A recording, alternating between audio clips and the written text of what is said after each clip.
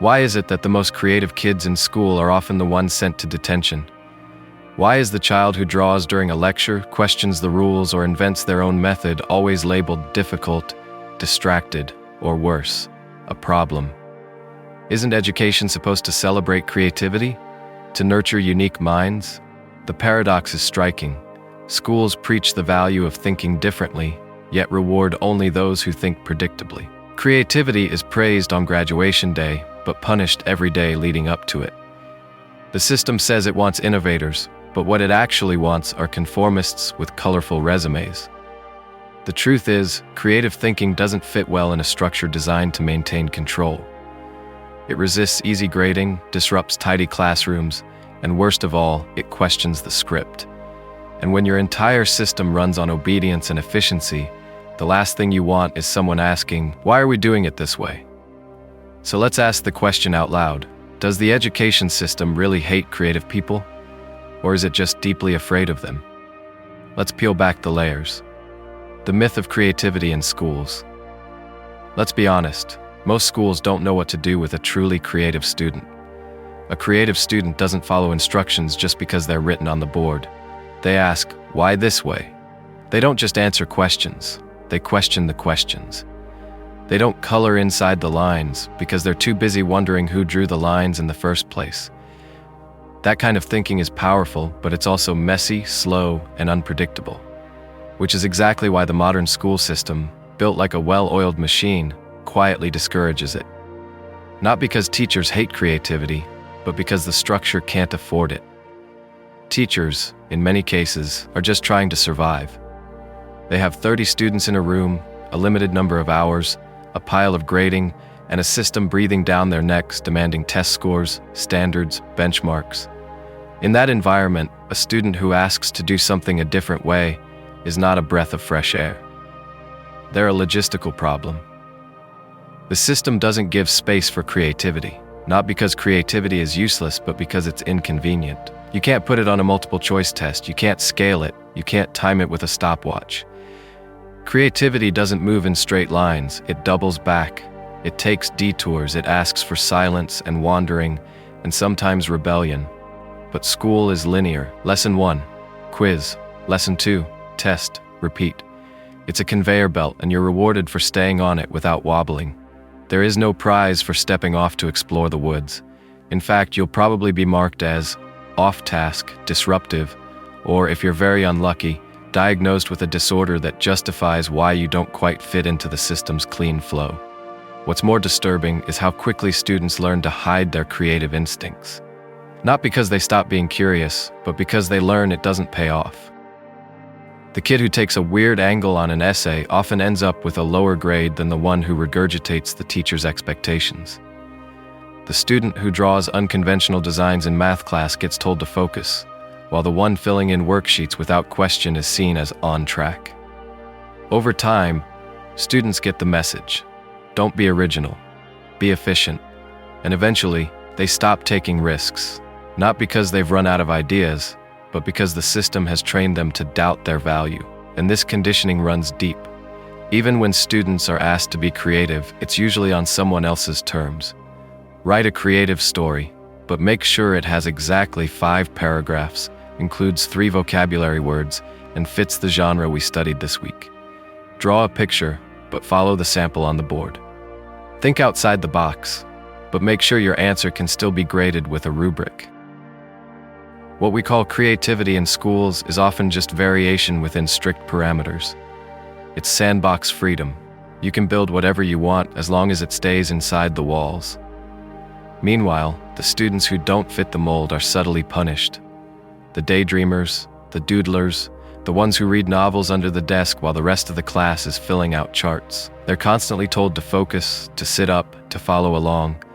But what if they're already following something? Their own thoughts, their own questions? What if their apparent disengagement is actually the beginning of real, authentic learning? We rarely ask that. Instead, we label them. We diagnose them. We fix them. We rarely ask what the system might be doing to them. This becomes even more tragic when you consider that many of the greatest minds in history, those who invented, painted, wrote, or philosophized their way into the future, struggled in traditional schools. Einstein was bored. Picasso hated rote instruction. Steve Jobs dropped out. Maya Angelou refused to speak for 5 years as a child, then became one of the most powerful voices in literature. These people didn't succeed because of school. They succeeded in spite of it. And yet we still use their names as if they're products of the system, when in fact they're proof of what happens when someone escapes it. The myth persists, though. Schools continue to claim they support creativity. They point to art classes, school plays, music electives. But let's be honest, those are usually underfunded, optional, and treated like side dishes. The main course is still about memorizing facts, following formulas, and producing outcomes that can be scanned, sorted, and ranked. And when budget cuts come, guess which programs get cut first? Not the standardized test prep, not the compliance training. It's the creativity that goes out the door. Because in the eyes of the system, it's never been essential. And yet, in the real world, creativity is essential. The problems we face, climate change, social injustice, economic inequality, aren't going to be solved by people who can fill out worksheets. They'll be solved by people who ask different questions, who imagine new systems, who challenge tired narratives and dream up bold alternatives. In other words, the people we need most are the ones the system was designed to suppress. So what would it look like to truly embrace creativity in schools? First, we'd have to slow down. Creativity needs time to explore, to fail, to wonder. Second, we'd have to stop grading everything. Creativity wilts under constant evaluation. Sometimes you have to make something bad before you make something good. And third, we'd have to train teachers not to manage creativity, but to nurture it. That means tolerating noise, uncertainty, even resistance. It means trusting students to follow their curiosity, even when it doesn't fit neatly into a unit plan. But most of all, it would require us to change the story. To stop pretending that creativity is a bonus skill and start recognizing it as the core of human learning. Creativity is not the cherry on top, it's the whole cake. Without it, we're not educating, we're just programming. The myth of creativity in schools is comforting. It lets us believe we're preparing kids for the future, when in reality we're still preparing them for an assembly line that no longer exists. The world is changing faster than any curriculum can keep up with. The only real skill that lasts is the ability to adapt, imagine, and reimagine. And that is the one thing the current system quietly teaches students to suppress. So the next time you hear someone say, "Our school values creativity," ask them how they grade it. Ask them how they make space for it. Ask them how they respond when a student refuses to follow the rules in order to follow their idea. Because that's where you'll find the truth. Not in the poster on the wall, but in the permission to break the mold. Control is the real curriculum. If you strip away the subject names, the textbooks, the homework, and the endless PowerPoint slides, what is school actually teaching? Not on paper, but in practice. Beneath the surface of multiplication tables and grammar rules, there's another curriculum running in the background. One that isn't printed in any official syllabus, but is enforced in every hallway, every classroom, every minute of the school day. It teaches a single powerful lesson: how to be controlled and how to control yourself. Start with the obvious. The bells. Every 45 minutes, a sound dictates your movement. Not your interests, not your focus, not your mood. Just a noise. It tells you when to enter, when to leave, when to eat, when to stop thinking and start moving, like clockwork. Now think about that for a moment. How often in adult life does a bell tell you to change tasks? Not in creative work, not in self-employment, not in art or research or innovation. But in prison, yes. In factories, often. That's not a coincidence. The school system was modeled quite literally after industrial factories. The goal wasn't freedom, it was efficiency. Then there's the seating arrangement. Rows of desks, forward-facing, no circles, no movement, no wandering. You face the authority, not each other. You speak when called on, not when moved to. The body learns early. Sit still, don't fidget, eyes front. You're trained to occupy space quietly, to manage your impulses, to be visible, but not disruptive. The louder the energy, the faster it gets labeled. Hyperactivity, defiance, attention-seeking. But maybe the child isn't broken. Maybe the environment is too tight for the shape of their thoughts. And the rules about speaking, rules about clothing, rules about how to ask a question, how to organize your notes, how to walk in the hallway. None of these are inherently evil, but collectively, they create a world where compliance becomes the moral standard. Not honesty, not thoughtfulness, just compliance. Be good, we're told, and good means quiet, neat, cooperative, convenient, the kind of student who doesn't make your day harder. And that definition of good, drilled in from age 5, doesn't disappear. It turns into adult behavior. Don't question the boss, don't disrupt the meeting, don't challenge the system. What's rarely acknowledged is that the primary function of all this isn't learning, it's control. The content is almost secondary. It could be algebra or geography or Shakespeare. The real lesson is obedience. A controlled space produces predictable behavior. That's the goal. So the student who colors outside the lines, figuratively or literally, quickly becomes a liability. The system doesn't ask, "What are you trying to say?" It asks, "Why can't you follow the instructions?" And then there's surveillance. Not cameras necessarily, though those are growing too, but social surveillance. You're watched constantly, not just by teachers, but by peers, grades, and unspoken expectations. Every assignment is assessed, every action compared. You learn early that someone is always evaluating you. Your worth is calculated, ranked, and recorded. This doesn't just produce stress, it creates a mindset. Perform well to be safe. Be impressive to be seen. Be compliant to survive. Even the content we're taught reflects this logic. History isn't a place to debate power, it's a list of what happened, with no room for why or who decided that version. Science is about correct answers, not uncertainty. Literature becomes what did the author mean, not what do you see.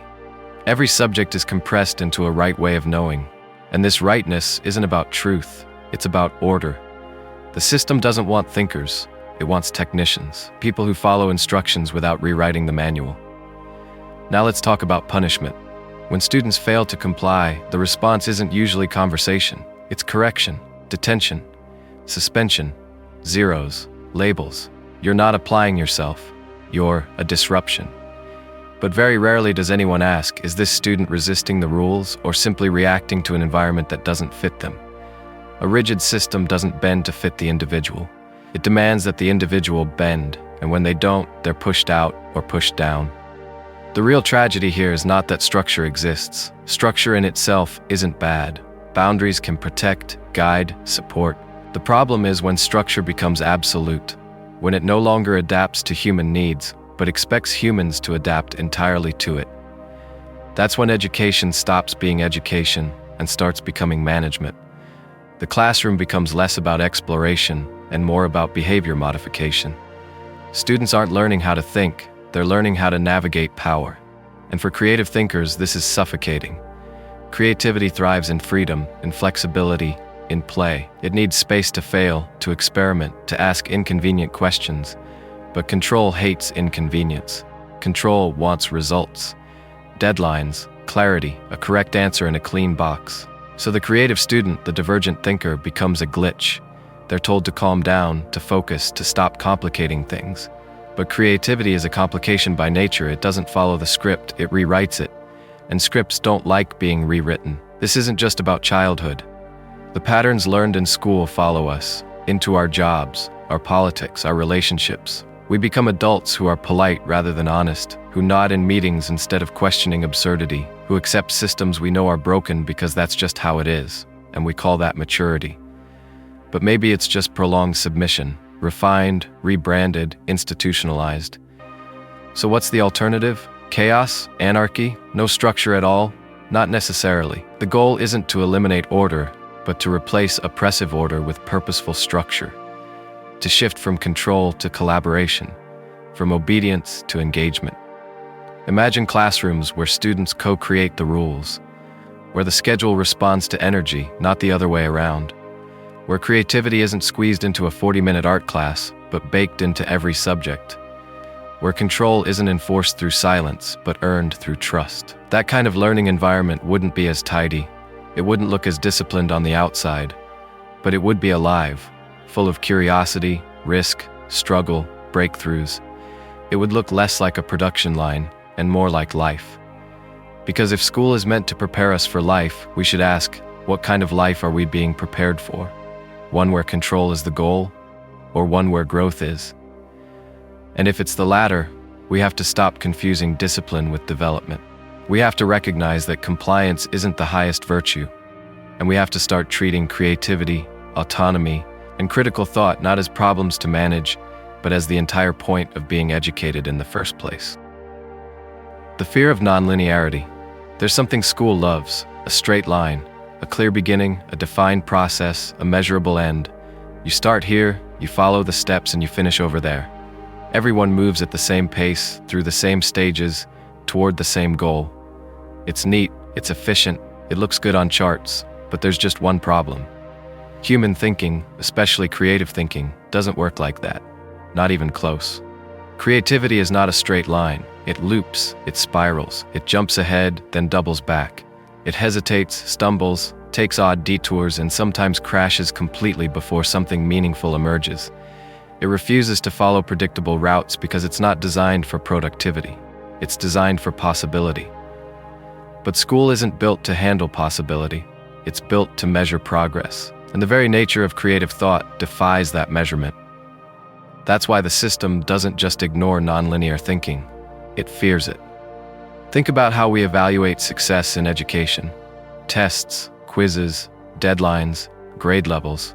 Each student is expected to reach milestones at the same time as everyone else. You're 8 years old, you should be reading at this level. You're 14, you should be writing 5-paragraph essays. Never mind that minds don't all grow the same way. Never mind that deep thought sometimes needs more time, or less, or a completely different path. If you're behind, you're labeled as struggling. If you're ahead, you're told to wait. Either way, the message is the same. Follow the line. But creativity doesn't respect the line. It doesn't wait for permission. It doesn't bloom on a schedule. And when it shows up early or late or in an unexpected form, the system doesn't know what to do with it. The student who learns visually in a verbal classroom, lost. The one who needs silence in a noisy space, frustrated. The child who wants to explore one idea for weeks instead of moving to the next lesson every Tuesday, out of sync. The structure wasn't built for nonlinear minds. It was built for linear outcomes. And anything that can't be tracked, scored, or sorted gets quietly discarded. This fear of the nonlinear extends to how we define intelligence. We treat intelligence like a ladder. Higher is better, everyone climbs the same rungs. But real intelligence isn't vertical. It's multidimensional. It shows up in music, in movement, in emotion, in connection, in intuition, in experimentation. And most of those don't fit neatly into academic metrics. We test for logic and language, but rarely for imagination, for pattern recognition, for the ability to notice what others miss. If someone's genius doesn't look like high performance, we assume it doesn't exist. The result is a system that praises only one kind of mind, the one that moves quickly, quietly, and predictably through preset tasks. Everyone else? Misunderstood, undervalued, often medicated. And again, it's not because teachers don't care. It's because they're managing a structure that wasn't designed to honor the nonlinear. They have to keep pace. They have to cover material. They have to prove results. So the student who learns sideways is left behind, not by the teacher, but by the timeline. And here's where it gets dangerous. When students grow up in a system that constantly tells them they're behind, they don't just question their ability, they question their worth. They begin to believe they're slow, broken, inadequate. Not because they are, but because the system couldn't recognize the shape of their thinking. That's the real tragedy. Not just wasted potential, but internalized failure. The kind that lingers long after graduation. But let's flip it. What if we embraced nonlinearity? What if we created spaces where wandering wasn't punished but welcomed? What if we understood that depth often requires delay and insight can't be rushed? What if we let students spend time with ideas, not just skim them for points, but wrestle with them, turn them over, get stuck, get bored, get curious again? We'd see fewer neat timelines and more meaningful growth. We'd stop asking, "Are you ahead or behind?" and start asking, "What's emerging for you right now?" We'd stop measuring thinking by speed and start honoring process. We'd stop fearing the detour and start understanding that sometimes the detour is the destination. And here's the paradox. When you allow for nonlinearity, learning actually deepens. Students retain more, they connect more, They engage more fully, not because they're being pushed through content, but because they're being invited into it. They take ownership, not of the results, but of the journey. And once that happens, you've done something rare. You've created a learner, not just a student. But to get there, we have to give up our addiction to control. We have to stop pretending that learning can be packaged, scheduled, and sold like a product. We have to trust the mess, trust the loop, trust the silence between insights, the false starts, the wandering questions, the "I don't know yet." That's where creativity lives, not in the rush to finish, but in the freedom to explore. So yes, the education system fears nonlinearity, because nonlinearity is hard to manage. But maybe the real fear isn't about time or measurement. Maybe it's about what nonlinearity reveals, that growth doesn't come from control, and that the most meaningful learning can't be forced. It can only be invited. And that's a terrifying idea for a system built on bells, deadlines, and rubrics. But for the rest of us, it might be the beginning of something honest. Creative people make bad followers. Here's a quiet truth that rarely makes it into teacher training manuals or school mission statements. Creative people don't follow instructions well, not because they're arrogant, not because they're lazy, but because their minds are wired to ask, what if we did it differently? They're allergic to repetition. They resist authority when it feels arbitrary. They don't just want to know the rules. They want to know who made them, why they exist, and whether they should still apply. In short, creative people are terrible followers. And in a system designed to produce obedient, manageable, test-ready students, that's a problem. From an early age, creative children push boundaries, not to be difficult, but to explore. They test limits. They color over the lines because they're not interested in staying inside them. They're not content with "because I said so." They want reasons. They want alternatives. They want to remix, reinvent, and sometimes reject the given structure entirely. That spirit is the seed of all innovation. It's what leads to new art, new science, new systems. But in school, it gets labeled as trouble. The irony is staggering. We live in a culture that idolizes creative rebels after the fact, Einstein, Picasso, Toni Morrison, Elon Musk, but spends most of childhood training those same types of minds to sit down and behave. We tell students to think for themselves, then penalize them for doing exactly that. We say we want leaders, but reward those who are best at following instructions. It's as if we've confused education with obedience and creativity with disorder. And yes, creative people do cause disorder. Not because they love chaos, but because they're not satisfied with default settings. They ask difficult questions, they interrupt the flow, they point out the flaws. In a classroom built for compliance, that's disruptive. It throws off the lesson plan. It forces the teacher to improvise. It challenges the status quo. And the system doesn't like that. Not because teachers don't care, but because they're part of a machine that doesn't have time to pause and reflect. Creative thinking slows things down, and slowing down is rarely on the agenda. This is why truly creative students are often described with words like difficult, defiant, or unfocused. These labels aren't reflections of the student's abilities. They're reflections of a system struggling to contain a mind that doesn't fit the mold. The student isn't failing the system. The system is failing the student. Let's take a closer look at behavior. A creative student questions instructions.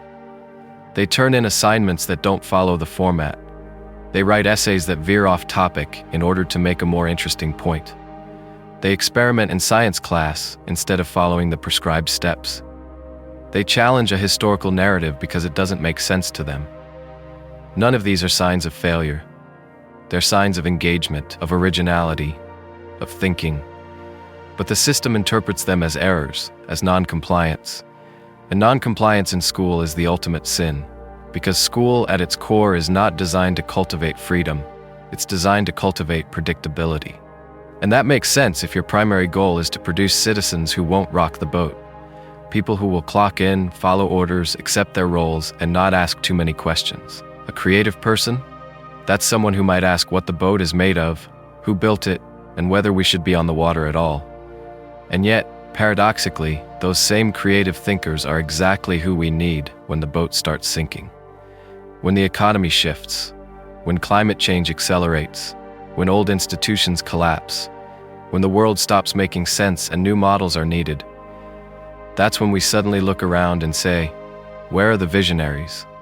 Where are the inventors? Where are the people who can build something new? And the answer is, we had them, but we trained them out of it. We taught them to suppress their instincts, to follow the script, to choose the safe answer. We made creativity optional. We turned it into a side elective or a weekend hobby instead of treating it as the main event. And by the time many of these minds reach adulthood, the spark is faint. The system worked. It did what it was designed to do. It made them manageable. Now some creative students survive the system. A few even thrive in spite of it. They find mentors. They hide their rebellion in clever ways. They do just enough to pass without being noticed. But how many are simply lost? How many minds go undeveloped, unseen, uncelebrated, because they couldn't sit still in the right way? This isn't just a school problem. It's a cultural one.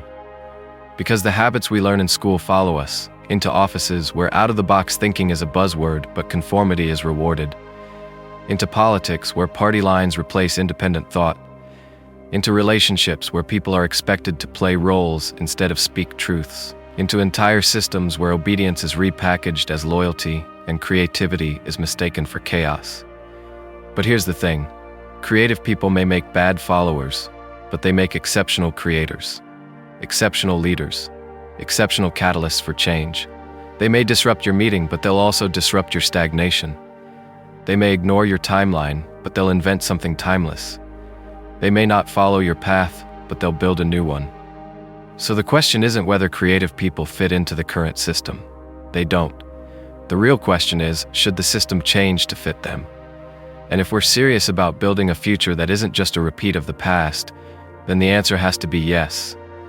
That means rethinking how we define success in school. It means rewarding questions, not just answers. It means allowing for experimentation, for mess, for failure. It means valuing emotional intelligence, intuition, humor, strangeness. It means letting students be whole humans, not just efficient learners. And it means recognizing that the student who refuses to follow the rules might not be a threat.